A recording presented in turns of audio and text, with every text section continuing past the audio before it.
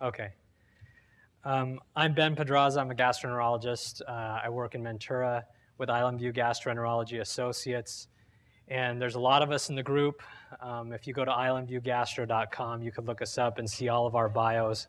But I'm originally from Oxnard. I went to Oxnard High, went to VC. Then I went to the East Coast, yes, including Philadelphia, which is next to New Jersey, apparently.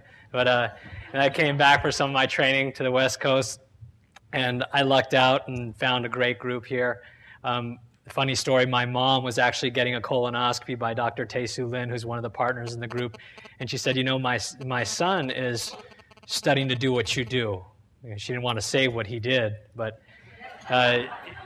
he said, oh, really? Why don't you have him give us a call? We're looking for a partner, you know. So that's it. My mom found me my job. Can you believe it? But anyhow, thanks, Mom. But I'd also like to thank Kathleen Horton, who, despite her understanding of how much I hate speaking in front of large groups, asked me to do this anyway, and I'm here for the second year in a row, so that's good. I'd also like, on a more serious note, to thank my Aunt Maria, who couldn't be here today because she died at 35 of colon cancer. But anyhow, let me get started. Before I talk to you about the screening or the detection of colon cancer and colon polyps, it's important for me to give you some background information. As the slide shows, colorectal cancer is the third most common cancer in the U.S. and the second leading cause of death from cancer in the U.S. And the lifetime risk of developing colon cancer, colorectal cancer, is 6%. There's 150,000 people in the U.S. diagnosed with colon cancer each year, and 50,000 of these people die from the disease. Now here's data from this year, actually, that just emphasizes that. Here you have estimated new cases, men, women. Colorectal cancer, 75,590 for men, and 71,380 for women. And here's the estimated deaths. Colorectal cancer, 25,240 for men, 24,680 for women. But this is the annual age-adjusted cancer incidence rates among men and women for selected cancers. And as was shown previously, colorectal cancer is on the decline for both men and women. And here is the cancer death rates. Colorectal cancer is also on the decline. And we like to think that a lot of that has to do with colon cancer awareness and colon cancer screening. Here's another slide. This is for women specifically, just emphasizing what I already said. Now, here's the trend. This is deaths per 100,000. And, you know, I don't like to say deaths, you know, to people. I mean, in medical conferences, if I give a talk like this, it's very easy to talk like that because we're just talking about data. But when I talk to a group of people who have questions about colon cancer and colon polyps, it's oftentimes very visceral. You feel it in your guts. You know, there's somebody in your family, somebody that's touched you, you know, in some way colon cancer has touched you, but this is what it is. This is deaths. In 1990, per 100,000, 30.77 men. And in 2005, about 21 per 100,000. Okay, so that's a decrease by about 32%. For women, as you see here, in 1991, it was 20.3 per 100,000, down to 14.6 in 2005, which is a decrease by about 28%. This is an interesting slide. The risk of death based on race was kind of alluded to earlier, and this is where some of the data comes from. This is actually published this year. I believe it was last month. As you see in this slide, if you take the incidence per 100,000 by race and ethnicity between 2001 and 2005, so this is several years of data, you see that for African American men, there's 71.2 cases per 100,000 for this time span, okay? And that is higher than any other group shown: white, Asian American, and Pacific Islander, American Indian, and Alaska Native, and Hispanic Latinos. And the mortality is actually higher too in the new data pool for this group. In 2001 and 2005, it is higher for African American men and women. And the reason why I bring this up is later on I will show a slide in terms of what the recommendations are for colorectal cancer screening. And one of the the groups of recommendations by the American College of Gastroenterology actually recommends screening African American patients at 45 years of age with no family history rather than 50 years of age that was recommended earlier. But recommendations are different across groups, and I'll talk to you about that. Here's the colon anatomy. Because we have nothing else better to do, we like to make up different parts of the colon, different names. But here's the small bowel as it empties into the colon. This part is called the cecum. Goes to the ascending colon, transverse colon, descending colon, sigmoid colon, and the rectum.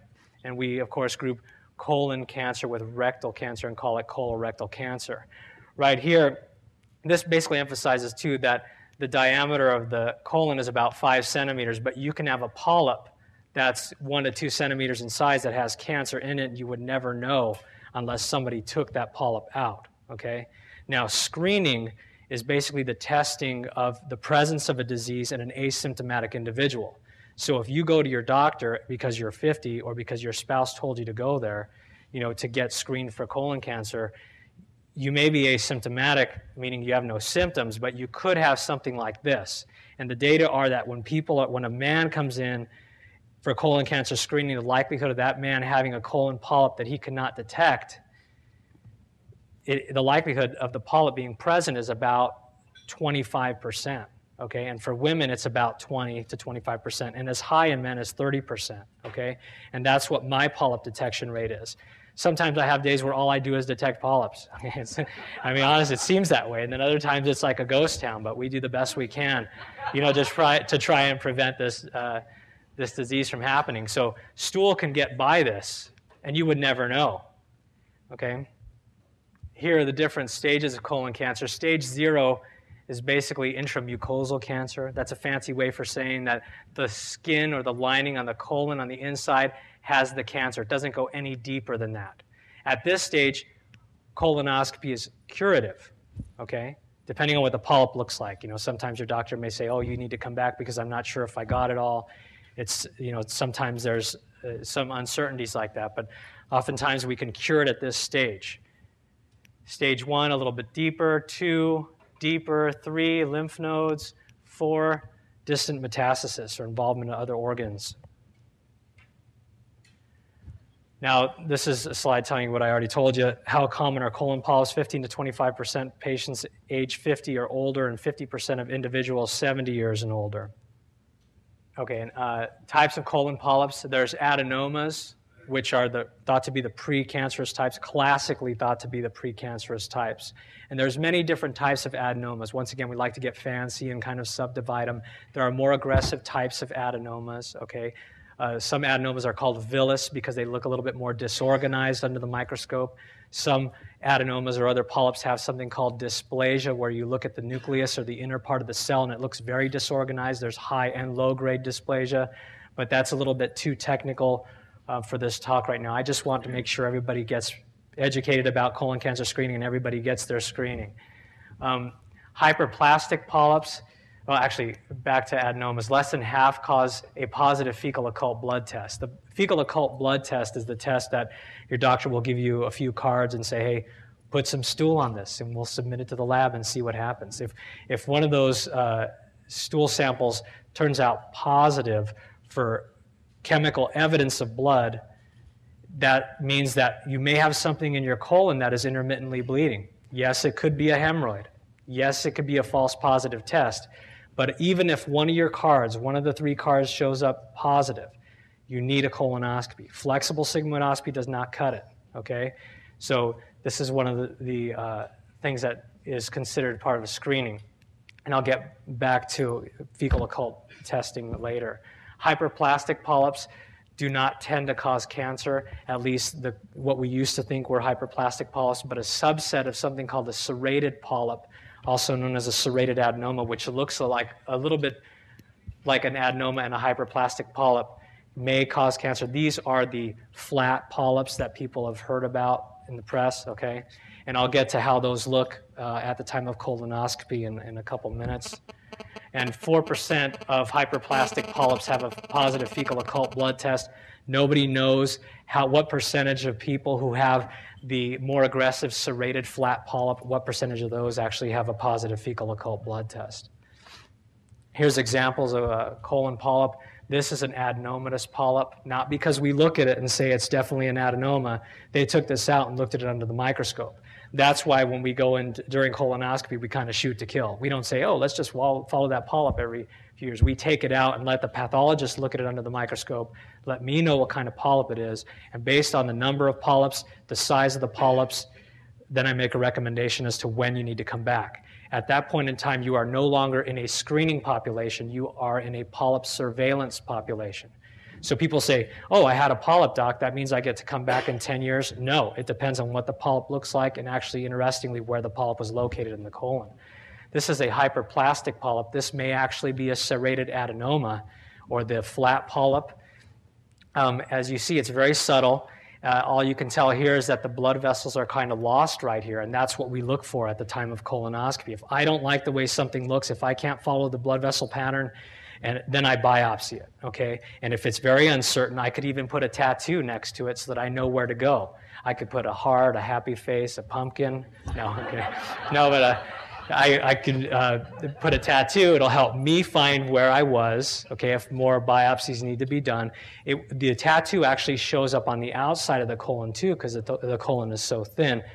And a surgeon can find the tattoo on the outside and make a smaller resection. Before it was, I think it's on the right side, and your right colon was removed. Now I have situations where 15 centimeters of colon are being removed rather than half of the colon. But now these are the flat polyps. As you see here, it's kind of difficult to see. Okay, there's different ways where we can bring this out and make it look more obvious. This is how we remove a polyp. This is a colonoscope, and this is a snare. This wire loop is put around the polyp like a lasso, and we can put a current through this loop and cinch it closed while we're burning so that it could prevent bleeding after the polyp is removed. And we basically can take the polyp, if it's small enough, and suction it through the colonoscope and collect it in a little container and submit it to the lab. If it's too big, we have really fancy gizmos like baskets that can actually take out polyps. I'm serious. They fit through this little port right here, and they open up, and they have a little mesh, and we can remove the polyp piece by piece. Baskets, tattoos, it's a lovely job. But how rapidly do polyps grow? Many different rates of polyp growth have been quoted. Studies suggest that it takes about 4 months to 3 years for a polyp to double in size, but those studies are based on barium enema results, so they don't have pathology slides, and they don't know what kind of polyp grew with what kind of rate, okay? So they just followed them. And we don't do that anymore because we know that polyps can cause cancer, so we just remove them. That kind of study nowadays wouldn't fly. So it takes at least 5 years and sometimes more than 10 years for adenomas to progress to cancer. And when a polyp has reached 1 centimeter in size, it may take 2 to 5 years to develop into cancer. And this is what cancer can look like. Here's a polyp. There's a stalk. It kind of looks like a mushroom. And I would put the lasso around the stalk. Here's another example of colon cancer. And you could see why fecal occult blood testing may show up positive. It doesn't always look like this. Sometimes it looks like this after we biopsy it. Sometimes if stool goes by it or the colonoscope goes by it, it's enough to make them bleed just a little bit, okay?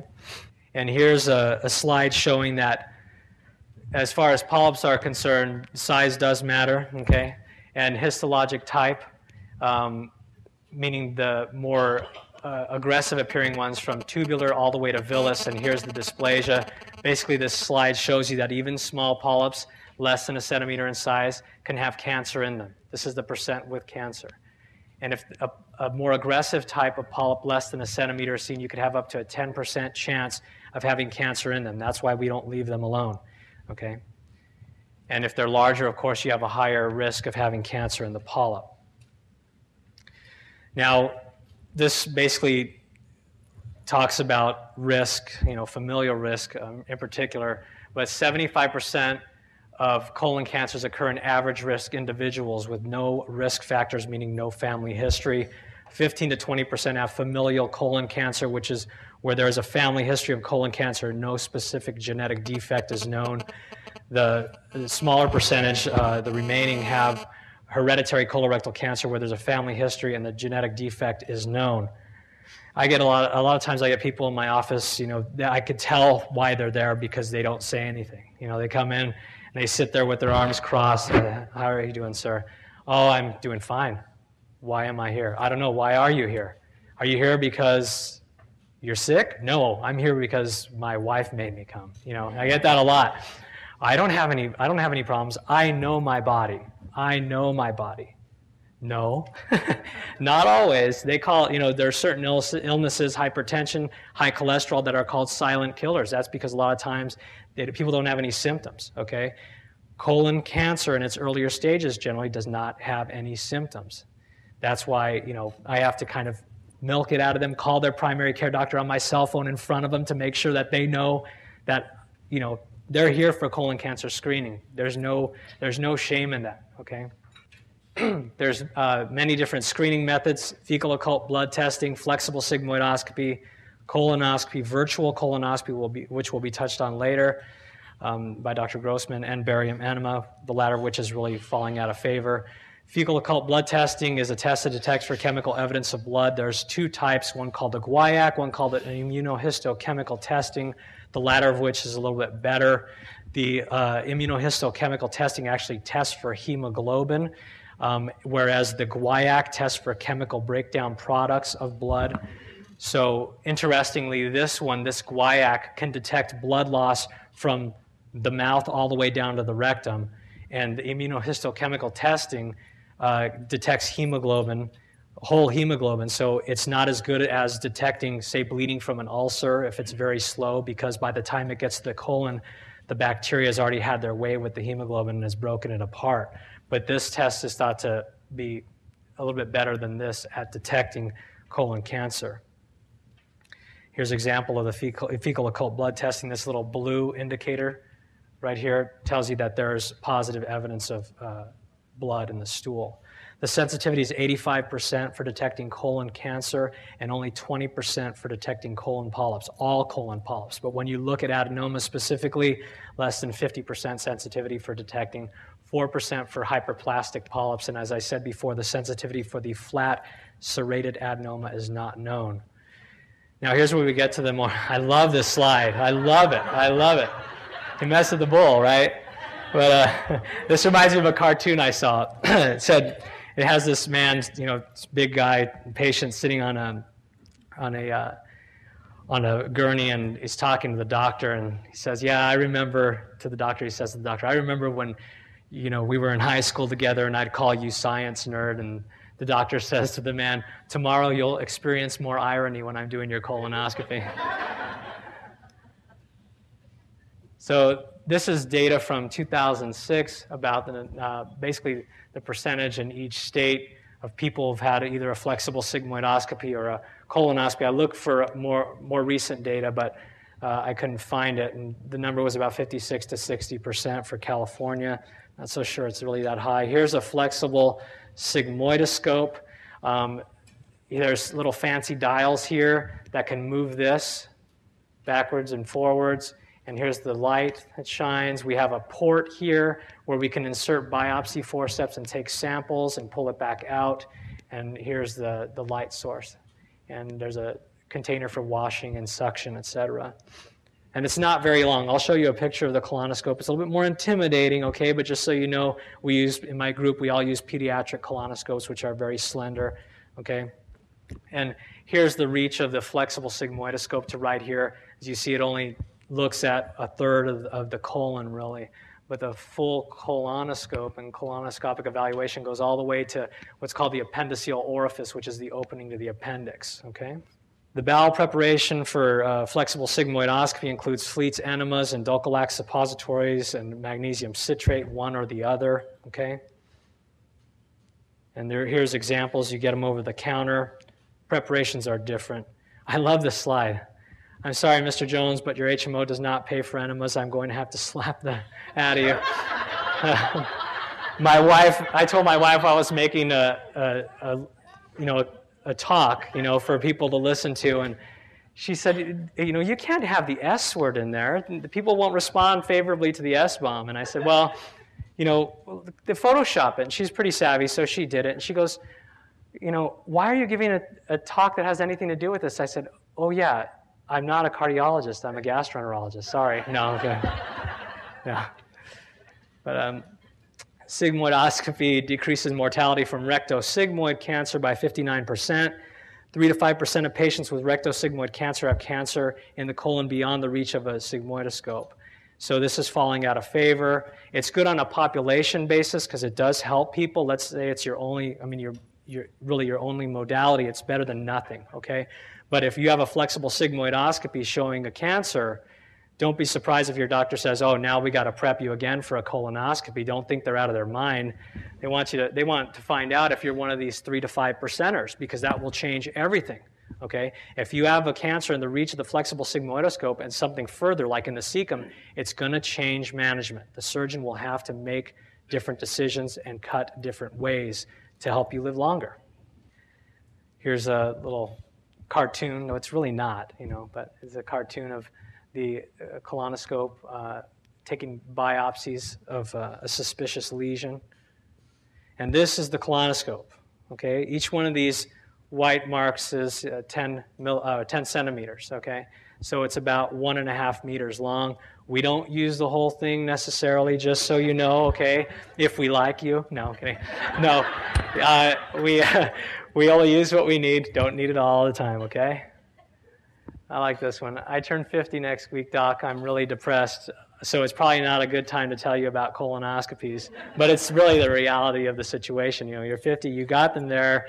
Sometimes I have people come in for abdominal pain, upper abdominal pain or reflux, and they're 50. They never had a colonoscopy or any colon cancer screening, and then I have to strike while the iron is hot and say, hey, you're here. I got you in my hooks. These are all the modalities. Make an informed decision because I may not see you again. Okay.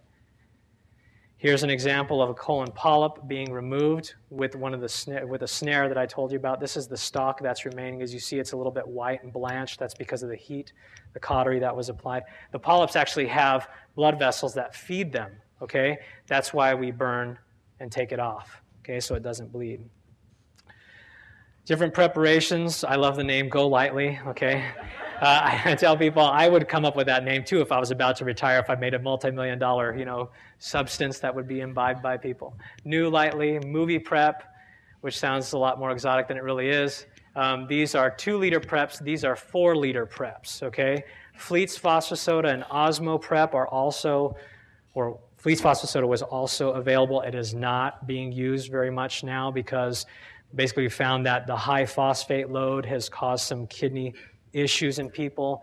We used to use it, and there was a good population for it. People who were at highest risk were people who were older, who had kidney problems, hypertension, heart problems. But if you select out those individuals, the likelihood of you having any problems is very low. Okay, Osmo Prep works the same way as Fleet's Phosphosoda, so I just kind of don't use those anymore. Okay.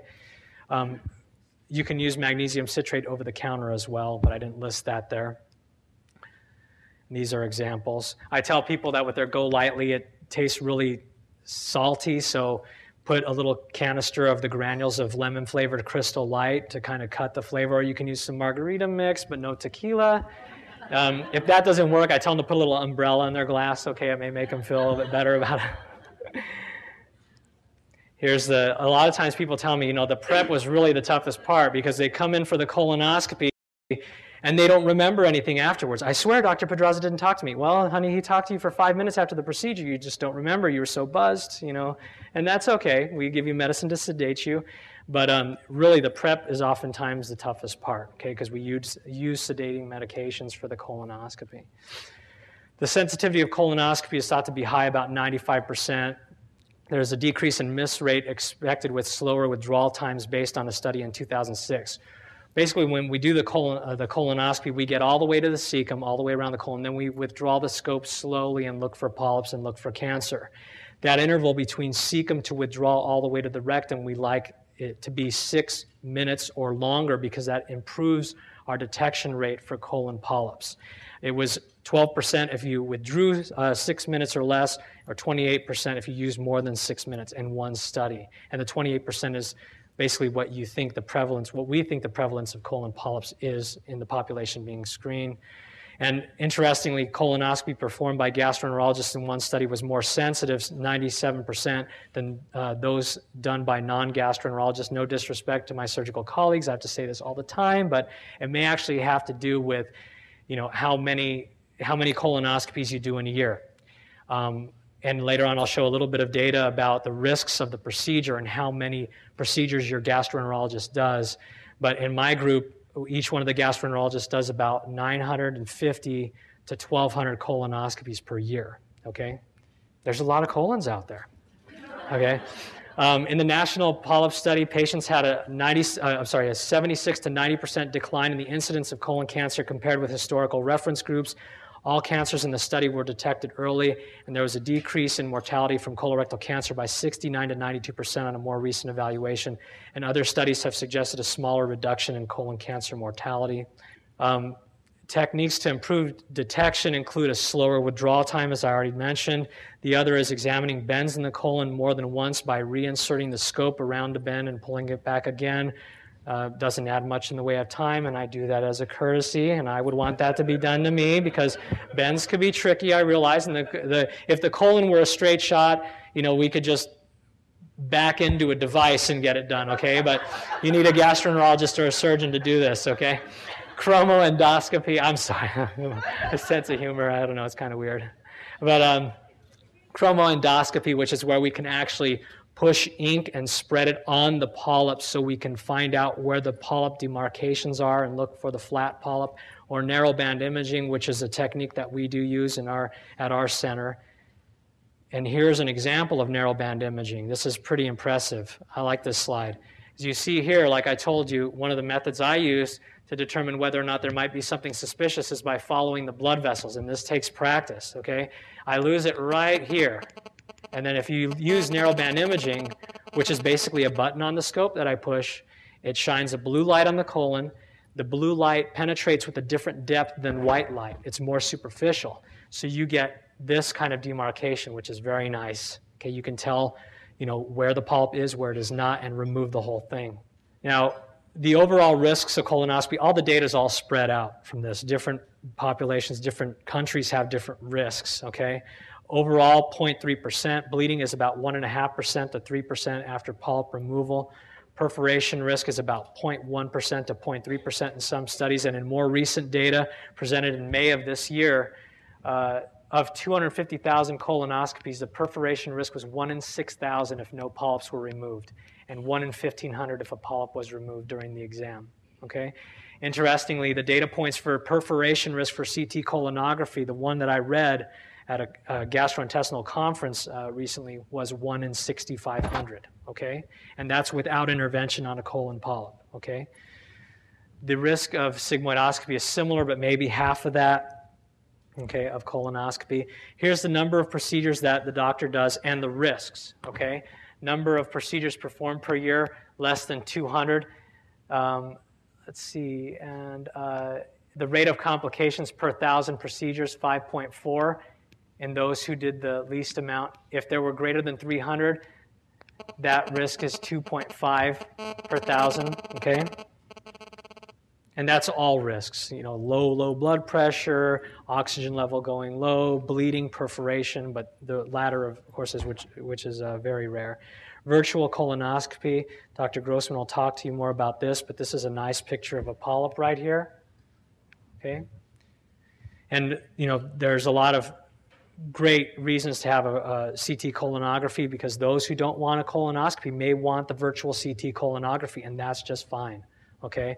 But this slide shows, this data is skewed actually, because they're using in this study colonoscopy as the gold standard for detecting polyps, okay? But basically what it's illustrating is that virtual CT colonography is thought to be as sensitive as colonoscopy in some data sets when the colon polyps reach about a centimeter in size, okay?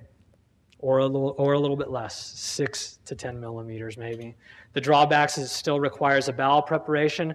The exam is not done with sedation and sometimes considered more uncomfortable. A colon polyp cannot be removed during the exam. requiring removal by colonoscopy, and the perforation risk in a couple of sets, 1 in 1,700 versus 1 in 6,500, and radiation exposure. The other drawback that I didn't mention here is that there's many different ways to do a virtual CT colonography. Okay, there's data sets, and every time I read it, it's very dizzying because one study shows that one certain type is done this way, another shows it this way. Radiation exposure, if you minimize it, does it decrease your risk for, or does it decrease your risk really, or does it just decrease your likelihood of finding other lesions outside of the colon? That is a whole other animal. Sometimes what we call incidentalomas, or tumors that are just incidental, we don't know what they mean, that were spotted at the time of virtual CT colonography, may require follow-up exams, and that's fine, but it's just one of those things you want to talk to your doctor about just in case. Because if you go in for a CT colonography and then they find something on a small benign, usually tumor on your adrenal gland, for example, don't be surprised if they say, well, now we need to do blood work and we need to get a follow-up ultrasound. Just one of those things you might want to talk to your doctor about when you talk about it. I'm not saying it's a bad thing. I'm saying it is great. It's going to have its role. The other thing to note, though, is that I think right now the data is going to show more power for screening for colon cancer, meaning that it's not going to be indicated for rectal bleeding or unintentional weight loss or anemia or things like that. This is for screening asymptomatic individuals. People with anemia, people with blood loss. If this examination is negative, it does not tell me they don't need a colonoscopy, because there's plenty of lesions in the colon that can bleed intermittently that can be treated with a colonoscopy, okay? So there's a difference between the person who's getting screened and the person who is where we're looking for something in specifically. Here's an example of a barium enema and no sedation, so you kind of got to give up your pride a little bit, but it is falling out of favor because the sensitivity for barium enema at detecting colon polyps and colon cancer is not where virtual CT colonography and colonoscopy are. Here's an example of a cancer in the cecum, and here's a polyp and what's called an apple core lesion. This is basically a tumor that involves the circumference of the colon, but the contrast or barium goes through it, so it looks like this is the apple core right here, and the rest of this is the apple that's missing, so to speak. The sensitivity is 80% sensitive at detecting colon cancer and less sensitive at detecting colon polyps, 32% for colon polyps less than 6 millimeters, and 50% for larger polyps. If a polyp is detected, you still need a colonoscopy. It still has its role, though. Sometimes a patient has obstruction, meaning that they cannot have a bowel movement. They have anemia, abdominal fullness, and we see something that's very scary on CT scan, for example. Then I ask the radiologist, hey, can you instill some barium into the patient's rectum, and we'll find out where the lesion is. That way a surgeon can say, hey, that's where it is. And sometimes I can't get there with the scope if the bowel is unprepped, and it's easier for a radiologist to do that. So it still has its role, but less so in a screening situation. Perforation of the bowel is the most frequent serious complication, but it's very infrequent, 0.02% to 0.04%. Allergy to contrast, extremely rare. Okay, it's just a discomfort. Okay, this is the summary of the screening modalities. As you see, low cost, convenience are the less invasive ones, the fecal occult blood test. The higher cost, more invasive but more sensitive tests are these virtual colonoscopy, FlexSig. Now, these are the screening recommendations. This is basically the American College of Gastroenterology. As I alluded to earlier, there's many different methods for doing this. This is just one school of thought, okay? But this is one that employs race into the mix, and that's why I brought this into the talk. Start screening at average risk individuals at 45 years of age for African American patients and at 50 years for all other patients. And in these average risk patients, you can choose any of the following. Colonoscopy every 10 years. Again, every 10 years if the colonoscopy is negative, maybe more frequent if there's polyps. CT colonography every 5 years, FlexSig every 5 years, or Hemoccult testing every year. And if you have a family history, before we used to say, well, if you have a first-degree relative, meaning parent or sibling with colon cancer, you start at 40 years of age getting your first colonoscopy, or 10 years younger than the youngest relative you have at the age that they were diagnosed. But now the recommendation, at least by the American College of Gastro, is if you have a single first-degree relative with colorectal cancer or advanced adenoma, diagnosed at age greater than 60 years, you do it as for the average individual, okay? And if you have a first-degree relative with colorectal cancer or advanced adenoma diagnosed at age greater than 60 years, or 2 first-degree relatives, then you start at 40 or 10 years younger than the age at which the diagnosis of the youngest affected relative was made. But a lot of times people come to me when they have a family history, a first-degree relative, a parent, or a sibling. And like I said, there is a visceral component to this. People come in because they're worried. If you're worried enough to come and see me, I'm not necessarily going to turn you down for a colonoscopy, because there are still other schools of thought, and I've seen plenty of patients. I diagnosed a colon cancer in a man who was 18 years old, okay, who was bleeding. And, you know, some people would have said, well, why did you do it in the first place? He was only having a little bit of bleeding. I said, you know, he had the guts to come and see me. A lot of people need to be, you know, built up by their family members to come see me. And I said, I talked to him about the risks and benefits of the procedure. He knew darn well that he may have had a hemorrhoid that bled, but he was there, he was worried, and we caught it, okay? So it's a case by case. I present all this data, that's all population data, that's very interesting and important to know. But when somebody's in my office, I use that in the background, but I try and approach the person as an individual. You know, if you're coming to see me at 40 years of age and you have a first-degree relative with colon polyps or colon cancer, and you're worried, I'm not going to say, here's the ACG guidelines, you know, and give you a pat on the back. You know, it's a lot more than that. Requires a dialogue. And here's the polyp surveillance recommendations. If you have no adenoma or a small hyperplastic polyp, you can come back in 10 years. If you have 1 or 2 small adenomas, 5 to 10 years. If you have 3 to 10 adenomas, 3 years. If you have more than 10 adenomas, less than 3 years. If you have a sessile adenoma, meaning that the polyp was flat and you removed it piece by piece and aren't quite sure that it's all gone, you know, it could be 2 to 6 months later, okay? And the future screening test, this really does not exist. I showed this slide to some of my GI nurses, and they were saying, when is that coming out, Dr. Pedraza? I was like, I hope never. Geez, you see this thing is like 6 centimeters in diameter. No way. But it's got a nice USB port, okay? But maybe in an alternate universe. But gene testing, according to a new study by researchers in Belgium, blood tests may be helpful in screening for colorectal cancer. Gene tests for these 2 things right here, SYN1 and FOXE1 were used, and these genes were present in abundance with people with colon cancer, but infrequent in those without the disease. But the sensitivity varies 58 to 90%, and the one that I saw that was best was probably about 70.